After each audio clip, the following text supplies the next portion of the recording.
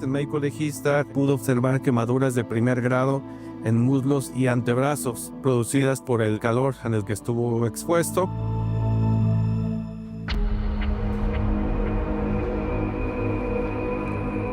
Aquí platicamos ayer sobre la muerte de Vicentito, este pequeñito de solo 3 años, quien murió tras ser olvidado por su mamá en una camioneta. Él estuvo encerrado ahí por más de 12 horas, toda una noche y parte de la mañana. Tuvimos acceso al informe de los agentes que respondieron al llamado de auxilio. ¿Qué fue lo primero que declaró la mamá, la señora Roxana? ¿En qué condiciones estaba el menor? Más adelante le tendremos aquí el reporte completo. Así iniciamos Imagen Noticias de martes. Muy buenas tardes, acompáñenos. En las imágenes se aprecia a la mujer caminando por la calle. Delante de ella va un hombre y detrás acechando, quien segundos después la atacaría brutalmente.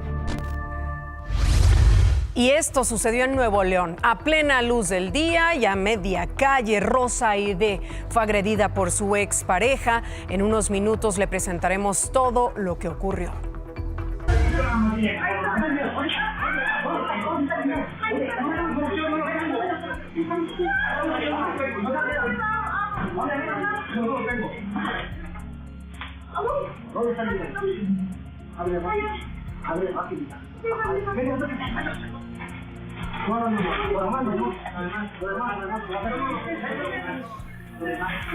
Estos dos sujetos, uno de ellos armado, sometieron y amenazaron a plena luz del día a empleados de una tienda que está ubicada en el municipio de Ocosingo, en Chiapas.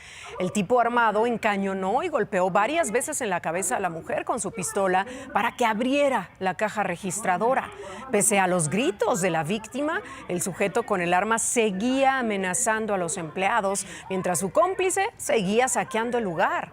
Hasta el momento no hay detenidos por este violento asalto.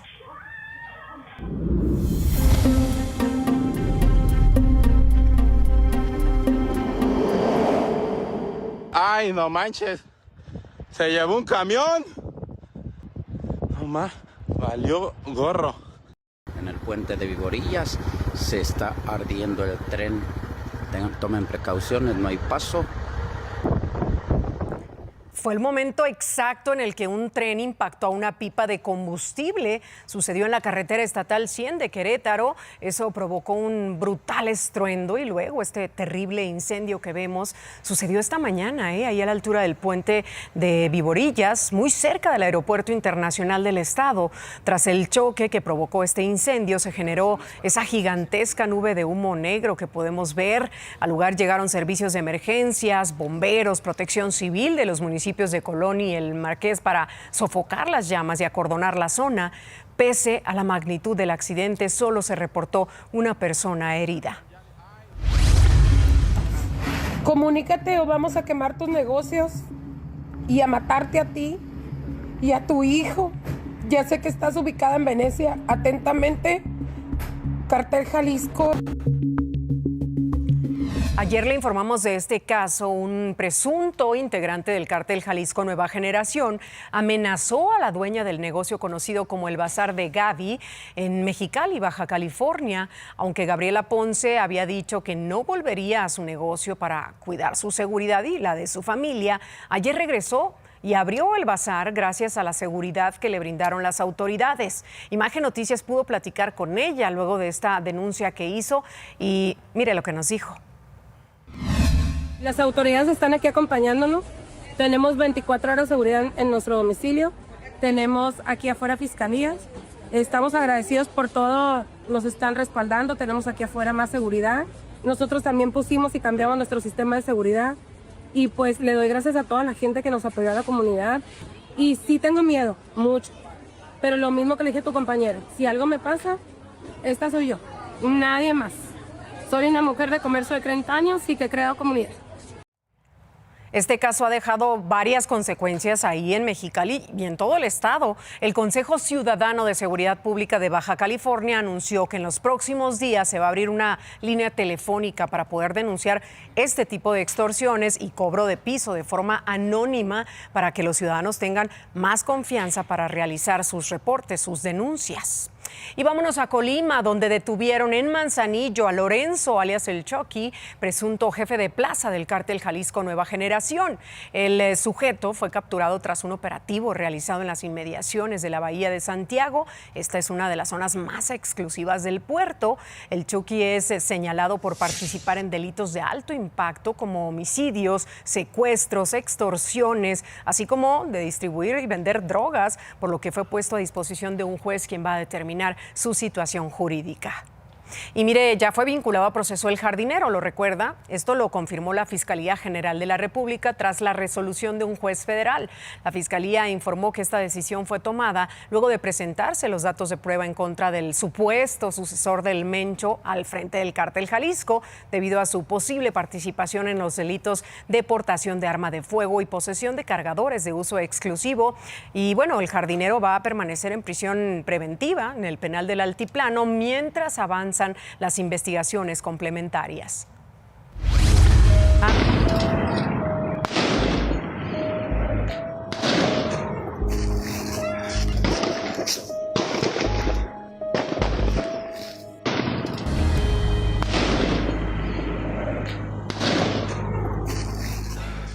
Y sigue la violencia en Sinaloa. Ayer, hombres armados se enfrentaron con policías de la Secretaría de Seguridad Federal tras una persecución en la comunidad de Palmitas, en el municipio de Angostura. De acuerdo con los reportes, los elementos federales realizaban patrullajes cuando fueron atacados y eso desató la persecución. Tras esto, fueron detenidos 2 presuntos delincuentes, se aseguró una camioneta, pero no solo ahí, en Escuinapa se reportó otro enfrentamiento donde se habla de 2 detenidos, además de 2 soldados del ejército y un civil heridos. Mientras que en Culiacán una mujer murió y otra se encuentra hospitalizada con quemaduras. Esto luego de un incendio que se registró en el Casino Tropicana, es en el sector Tres Ríos. De acuerdo con información extraoficial, hombres habrían lanzado explosivos dentro del lugar. Aunque no estaba abierto, dentro había cerca de 40 empleados. Ana, de 30 años, murió lamentablemente en este incendio, mientras que otra mujer resultó con varias quemaduras cuando intentó salvar a una de sus compañeras. Este casino se encuentra a unos 800 metros de las instalaciones de la Fiscalía de Justicia de Sinaloa y apenas la semana pasada ya había sido atacado a balazos.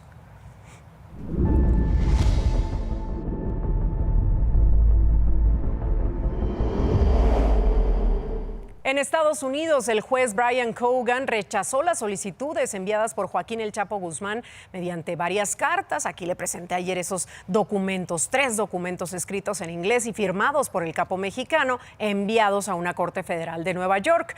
En una de estas cartas, Guzmán volvió a pedir ser extraditado a México, además de denunciar violaciones en su proceso. En otras 2, exigió tener acceso a archivos de su caso, además de asegurar que la corte emitió una condena equivocada.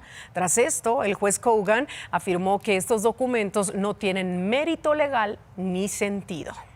Y mira, el gobierno de Estados Unidos condicionó el apoyo que va a brindar en esta lucha contra los cárteles de la droga a otros países. En la Estrategia Nacional de Control de Drogas 2026, publicada por la administración de Trump, se señala que países como Canadá, Colombia, Ecuador, México, República Dominicana y Venezuela han tolerado a los cárteles por la ausencia de voluntad política para tomar acciones decisivas.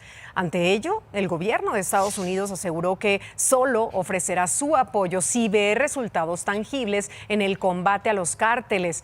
¿Qué se pide? Detenciones de líderes de los cárteles, desmantelamiento de narcolaboratorios, así como extradiciones de presuntos delincuentes relacionados con el tráfico de droga.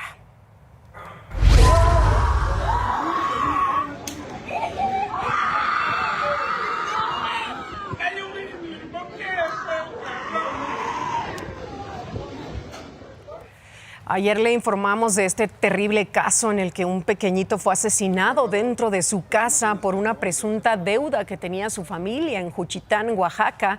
La Fiscalía del Estado informó que ya detuvo a otras 2 personas que estarían involucradas en este asesinato. Se trata de un joven apodado El Pitún, de 23 años, un adolescente de 17 también. Ellos se suman a la detención de otro hombre conocido como el Gallo Huini, de quien le informamos aquí ayer, y que estaría estaría relacionado con extorsión, con cobro de piso y sicariato en ese municipio precisamente. Y antes de seguir con esta información, mi querida Adriana Treviño ya está aquí con nosotros. Nos tienes un reporte de nuestro planeta. Así es, mi querida Cristal, amigos de Imagen, les cuento que autoridades rescataron 99 aves silvestres que eran comercializadas ilegalmente en el mercado San Juan de Dios en Guadalajara, Jalisco. Entre los ejemplares había periquitos catarino, loros cabeza amarilla y colorines 7 colores. Estos últimos fueron liberados de inmediato en un bosque por su alta vulnerabilidad al cautiverio. El resto quedó bajo resguardo y se presentó una denuncia por delitos contra el ambiente. Y en Baja California, una ballena de aproximadamente 9 metros fue hallada sin vida en la playa a la altura del muelle de Playas de Rosarito. El cetáceo presentaba un avanzado estado de descomposición, lo que provocó fuertes olores y la presencia de aves. Autoridades implementaron un operativo para resguardar el área y retirar al ejemplar. En la Ciudad de México, este perrito chihuahua fue rescatado en la estación Salto del Agua de la línea 1 del metro, luego de que su pata quedara atrapada en una escalera eléctrica. Autoridades retiraron al llamado a trasladar a las mascotas en transportadora para prevenir este tipo de incidentes. Yo voy a regresar un poquito más adelante con más información de nuestro planeta. Por acá te esperamos, mi querida Adri. Vamos a cambiar de información porque, mire, basta solo un clic para ser arrastrada a una red de trata de personas. Sofía, quien además es menor de edad, relató cómo convertirse en víctima de explotación sexual fue tan sencillo como buscar en internet la frase agencias de damas de compañía. Vea qué historia.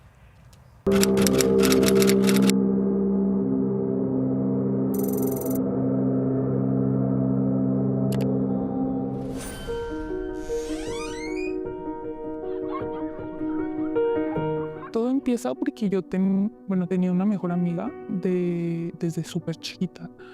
Ella llega hace un día y me dice como, ay, estoy trabajando de dama de compañía, me va súper bien, bla, bla, bla, ¿no? Así comienza el relato de Sofía, a quien llamaremos así para proteger su identidad. La curiosidad, sembrada por su mejor amiga, y una crisis económica en casa, aseguró, la llevaron a buscar trabajo como dama de compañía, sin imaginar que sería captada por una red de trata de personas.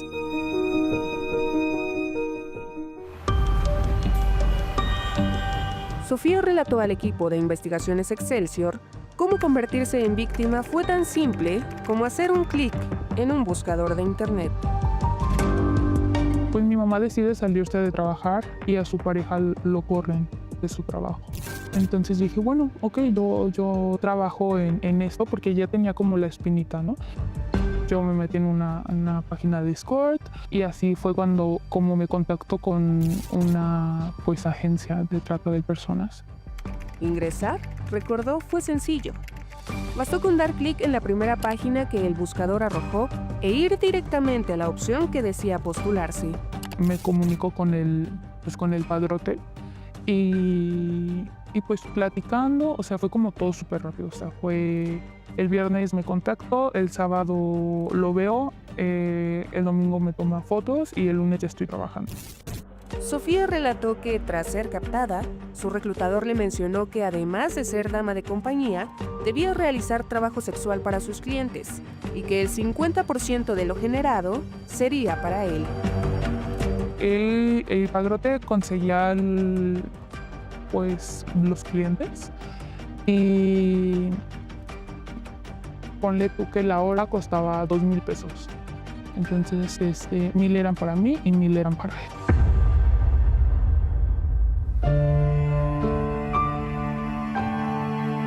Así es como Sofía recordó su primer servicio sexual. Me llevan a un hotel y ahí me está esperando una persona y pues me contrata como 3 horas. Lo recuerdo perfectamente porque fue difícil, ¿no? Porque era una persona, ponle tú que me triplicaba la edad en ese momento, ¿no? Después de ahí yo salgo y ese día tuve como, ponle tú como unos 7 servicios. El primer día. Sofía llegó a ganar 5,000 pesos al día, Cuando confesó a su mamá cómo conseguía el dinero, ella no intentó sacarla de la red, sino que la animó a trabajar de lleno. La adolescente relató que cuando quiso salir de la agencia, su mamá la golpeó y la encerró, amenazándola con internarla en un centro de rehabilitación si escapaba. Me escapo de mi casa, voy con la abogada y ella me lleva pues a DIF a meter la demanda. Sofía fue víctima de trata de personas en la modalidad de explotación sexual por alrededor de 8 meses. Cuando denunció a su mamá, también denunció a su tratante. Actualmente ambos se encuentran detenidos a la espera de una sentencia, mientras ella, como sobreviviente, permanece bajo resguardo en un refugio. O sea, mi mamá decía que iba a ir por mí, o sea, muchas cosas, ¿no? Entonces, sí, Fiscalía me resguarda y pues me traen, o sea, me cambian de estado.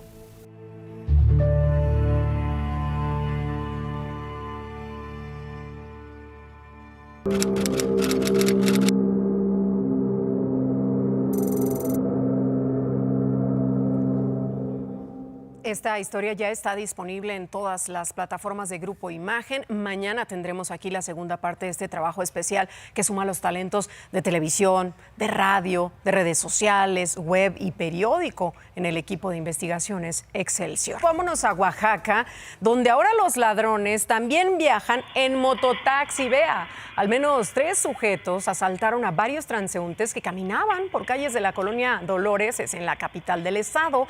Los ladrones se bajaron de este vehículo y en cuestión de segundos les quitaron sus pertenencias a las víctimas para luego escapar del lugar a toda velocidad. No hay detenidos. Y hablando de Oaxaca, la falta de políticas públicas durante la administración del gobernador Salomón Jara ha provocado precisamente inseguridad, aumento en el consumo de alcohol en la vía pública también. De acuerdo con la encuesta nacional sobre seguridad pública urbana del INEGI, el consumo de bebidas alcohólicas en la calle es la conducta antisocial más visible en la capital del estado. Él le grita, Rosaide voltea y en cuestión de segundos el agresor saca un machete y se lanza contra ella. Intenta protegerse, se agacha, pero los golpes no se detienen. La agresión es directa, violenta, con furia desmedida. Rosaide fue brutalmente atacada con un machete por su expareja. En un momento le presentamos los detalles.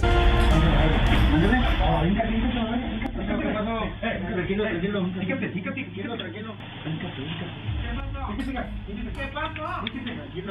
No, oiga, retírese aquí, por favor, señor. Yo eso todo lo que tenemos ubicado a usted. No te muevas, güey. No, aquí estoy. No te muevas, güey. Quiero que lo que quieran, pero por favor, aquí. Es familia. No, amigo, no. Tranquilo, amigo, no hay problema. No te preocupes, no va a pasar nada.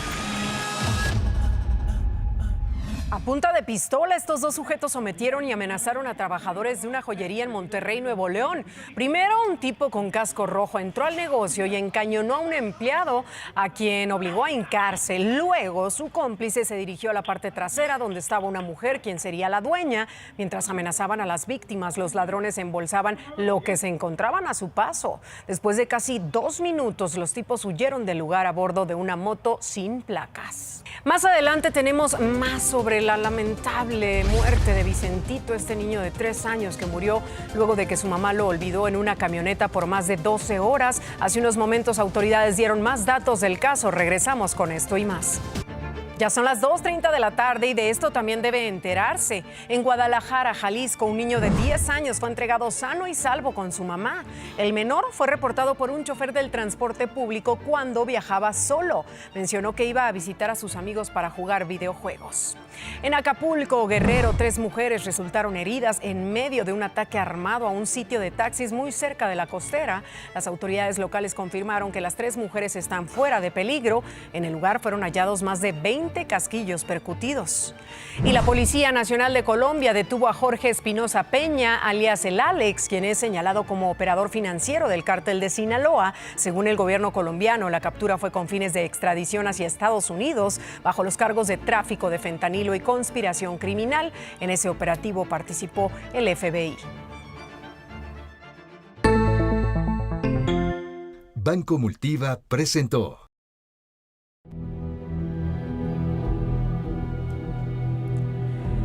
Ya le adelantaba hace unos instantes esta historia de Rosaide, quien fue brutalmente asesinada por su expareja. La atacó con un machete en la calle a plena luz del día y aquí están las imágenes. La violencia quedó captada en video y muestra con crudeza los últimos momentos de Rosaide, quien falleció el pasado viernes al ser víctima de su supuesta expareja. En las imágenes se aprecia a la mujer caminando por la calle, a un costado de un camión estacionado, sin saber que es seguida. Delante de ella va un hombre y detrás acechando, quien segundos después la atacaría brutalmente. De pronto él le grita, Rosaide voltea y en cuestión de segundos el agresor saca un machete y se lanza contra ella. Intenta protegerse, se agacha, pero los golpes no se detienen. La agresión es directa, violenta, con furia desmedida. Dos personas intervienen desesperadamente para defenderla, entre ellos un compañero de trabajo que también resultó herido. El agresor ha sido identificado como Juventino Bautista Sánchez, de 50 años de edad, su expareja, de quien la víctima se había separado apenas 15 días antes tras sufrir maltrato. Ella se dirigía a tomar el transporte público al salir de su jornada laboral cuando fue sorprendida. En medio del ataque, un vehículo blanco intenta frenar la agresión, incluso embiste al agresor, pero no logra detenerlo.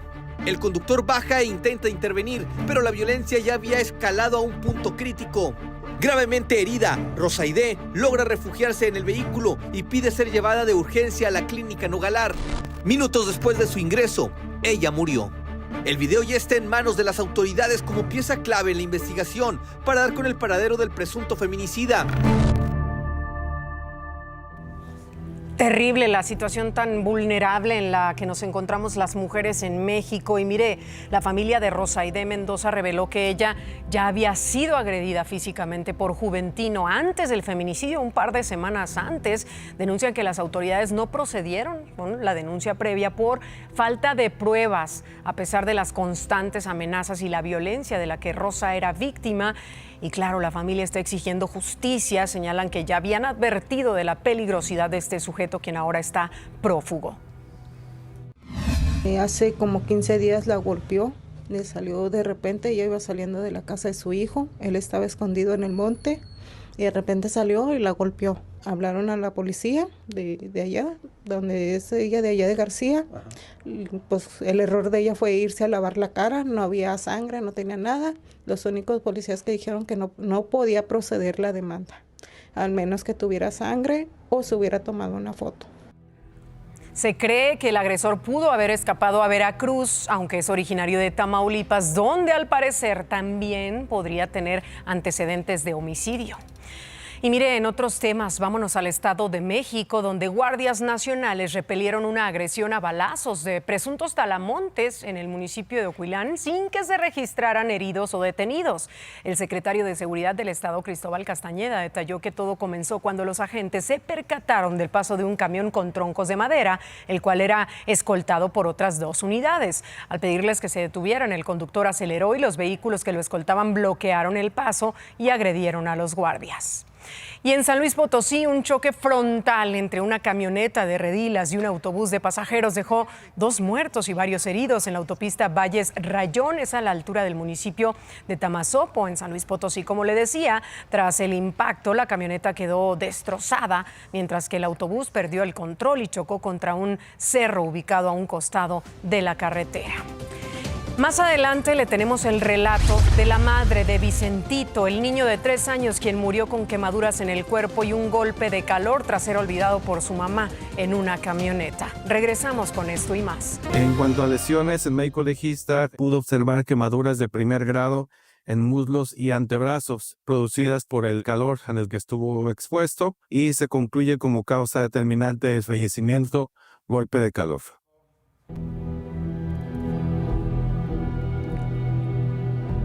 La muerte del pequeño Vicente ha conmocionado a Baja California y al país entero.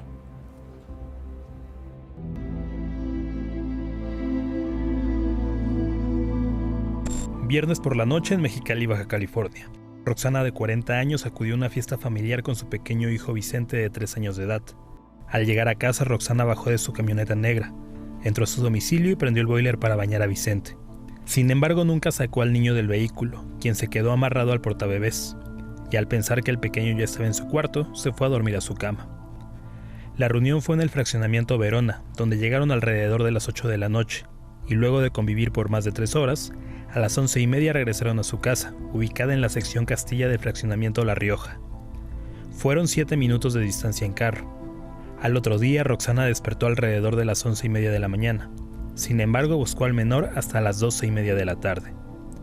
Al no encontrarlo en su dormitorio, fue hacia la camioneta donde lo halló muerto. El pequeño murió entre 9 y 10 de la mañana.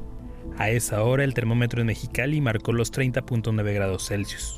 En cuanto a lesiones, el médico legista pudo observar quemaduras de primer grado en muslos y antebrazos producidas por el calor en el que estuvo expuesto, y se concluye como causa determinante del fallecimiento golpe de calor. Vicente permaneció toda la noche en el vehículo. Estuvo por 12 horas amarrado en la silla para bebés. Las altas temperaturas le produjeron un golpe de calor y quemaduras de primer grado que le propiciaron la muerte. El niño se encontraba en su silla sujeto en el asiento posterior. Duró un poco más de 12 horas. Ya estaríamos hablando de temperaturas que llegaron a los 45 o más grados todavía. Tras hallarlo muerto, Roxana lo desamarró y lo metió a la casa. Luego de casi una hora, la policía llegó y al entrar encontró a Roxana sentada en el suelo y a Elsa, de 66 años y abuela de Vicente, sentada en la sala con el cuerpo del pequeño entre sus brazos. La policía, tras oír el relato de Roxana, se la llevó detenida. Había dudas, muchas dudas alrededor de la primera declaración de la mujer de lo que había sucedido, pero hace unos momentos la Fiscalía Estatal de Baja California aseguró que Roxana sí había consumido alcohol el día de los hechos. Dijo que el delito por el que es acusada ahora es homicidio por omisión impropia con dolo eventual. ¿Qué significa esto? Que aunque la Fiscalía no asegura que hubo la intención directa de Roxana de asesinar a su hijo, al alcoholizarse intencionalmente y manejar un vehículo, sabía que podía provocar la muerte de alguien, y por eso la Fiscalía señala que al hacer esto, ella aceptó las consecuencias de que algo podía pasar.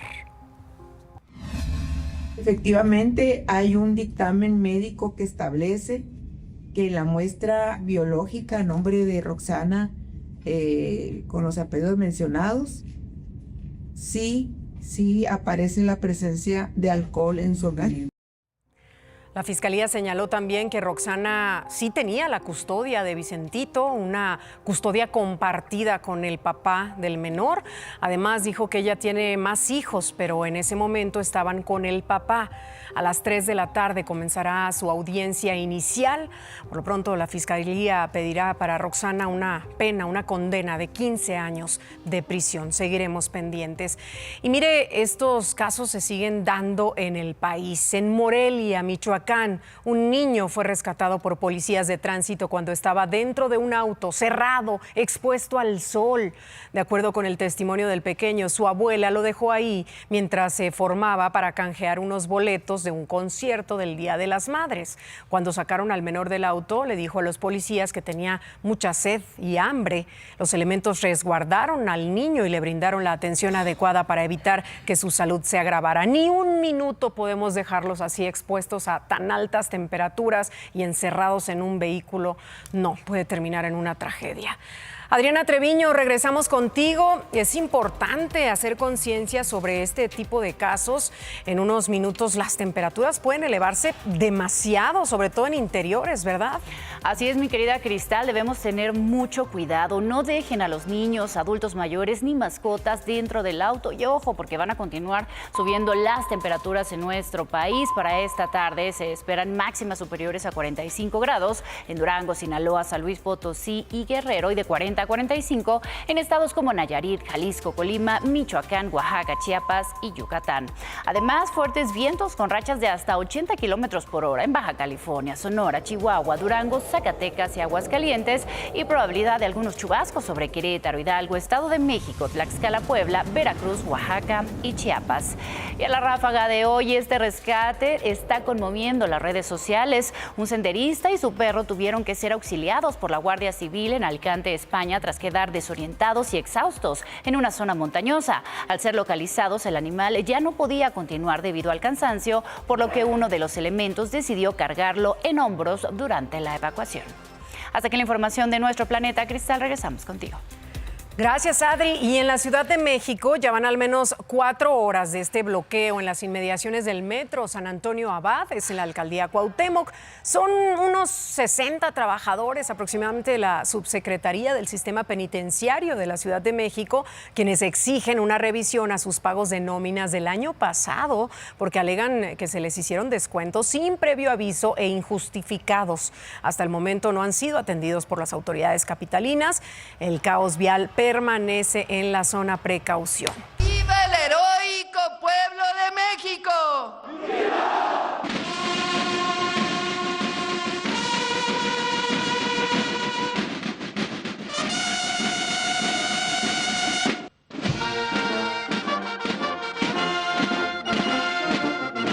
La presidenta Claudia Sheinbaum encabezó la conmemoración del 164 aniversario de la Batalla de Puebla en esa entidad y lo hizo con un discurso duro frente al injerencismo extranjero. Aseguró que ninguna potencia extranjera dirá cómo se gobierna en el país. La mandataria recordó diversos pasajes de la historia de México para aclarar que nada está por encima de la soberanía.